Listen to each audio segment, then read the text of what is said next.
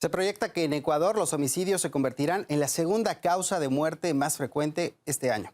La inseguridad alarmante es uno de los principales desafíos que tiene por delante el nuevo presidente Daniel Noboa. Este año, por cierto, el país vivió una crisis institucional que desató Guillermo Lasso al disolver el Parlamento y convocar elecciones anticipadas. Guatemala también vive un periodo de turbulencia política, por decirlo menos, esto a causa de los intentos de la Fiscalía de obstaculizar el camino al presidente electo Bernardo Arévalo. Jessica Sosa nos tiene todo el resumen. La crisis política de 2023 en Guatemala y Ecuador puso en evidencia las realidades sociales que se acumularon por años en estos países. En Guatemala, según los expertos, el partido de gobierno intentó judicializar a los candidatos más competitivos. No contaban con que Bernardo Arévalo pudiera alzarse con la preferencia de los electores como presidente de la República. Esa coalición gobernante no esperaba que el movimiento Semilla pudiera pasar a una segunda vuelta y por eso fue que nunca lo aisló, por así decirlo, del proceso electoral. Ya cuando la coalición gobernante vio que fue el partido que pasaba a segunda vuelta en un segundo lugar, junto con la Unidad Nacional de la Esperanza, que es otro de los partidos de esta coalición gobernante, pues allí sí ya se vio un trabajo más direccionado hacia Movimiento Semilla en contra de ellos y la utilización de, como les decía, el Ministerio Público. En primer lugar, el Ministerio Público solicitó la suspensión de la personalidad jurídica del partido Movimiento Semilla, que acompañó a Arévalo por supuestos casos de corrupción. Luego, la Fiscalía señaló al mismo Arévalo por presunta asociación ilícita y tráfico de influencias. Todo esto levantó la indignación de los guatemaltecos, que se alzaron en protestas en las calles para exigir la renuncia de la fiscal general, María Consuelo Porras, ante lo que consideraron como una persecución penal. El pueblo no ha salido a las calles por el movimiento Semilla, por Cari o por Bernardo Arévalo. El pueblo altivo de Guatemala ha salido a proteger nuestra democracia, a hacer valer los derechos consagrados en la Constitución. Tras la presión de la sociedad guatemalteca e incluso líderes y organismos internacionales, el presidente saliente Alejandro Gianmattei asegura que garantizará la transición. Pero de lograr asumir el gobierno el 14 de enero, Arévalo todavía tiene un arduo camino por delante.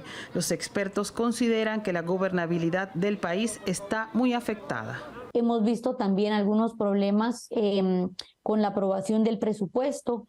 La aprobación del presupuesto que se da en el Congreso de la República para el Ejecutivo y el resto de instituciones públicas para el próximo año dejaron un presupuesto con muchos candados, le decimos aquí en Guatemala, muy difícil de ejecutar, y eso definitivamente también va a tener sus repercusiones para la gobernabilidad el próximo año, ¿verdad? Instituciones públicas que no pueden operar porque no tienen un presupuesto que se los permita, por supuesto que a lo que lleva es a la inoperancia. Por su parte, en Ecuador, el juicio político que inició la Asamblea Nacional contra el presidente Guillermo Lasso marcó el ascenso hacia la crisis. El mandatario fue señalado por malversación de fondos públicos, al presuntamente haber estado en conocimiento de irregularidades en un proceso de contratación de transporte petrolero. Para evitar el juicio en su contra, decretó la muerte cruzada para disolver el Parlamento y convocar elecciones anticipadas.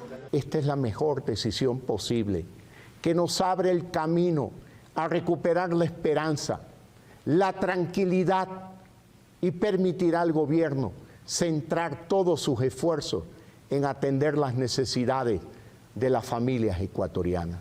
Para muchos, esta decisión desató una crisis institucional que parecía haber estado aguardando de manera silenciosa desde hace muchos años, con el agravante de una fuerte crisis económica, política y social, acompañada de una variable que empeora todos los problemas.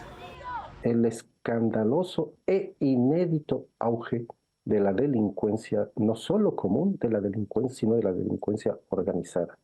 Y esto es gravísimo, porque ha puesto en alerta a la sociedad, a los mismos aparatos de Estado infiltrados, como hay informes de ello, no solo nacionales, sino también internacionales, infiltrados en distintos estamentos del Estado y hasta en la policía y en las Fuerzas Armadas, Este auge de la violencia también se reflejó en el ámbito político. La situación tuvo su clímax con el asesinato de Fernando Villavicencio, candidato presidencial con amplia trayectoria en el periodismo de investigación, opositor al gobierno de Guillermo Lasso, al que señalaba por corrupción. Pero no solamente Villavicencio murió a causa de disparos. Agustín Intriago, alcalde de Manta, fue asesinado en una calle de la municipalidad. En 2024 se definirá el rumbo de lo que pase en ambos países. Veremos si se profundiza la crisis institucional en Guatemala con lo que ocurra el próximo 14 de enero cuando tenga que asumir el mandatario electo. Mientras, en Ecuador el presidente Noboa debe lidiar con el narcotráfico, para lo que adelanta la operación Metástasis, que hurga en la función pública para tratar de descontaminarla de este flagelo. Sin embargo, debe enfrentar la pobreza, la delincuencia, altos niveles de división en el Parlamento y una población desesperanzada.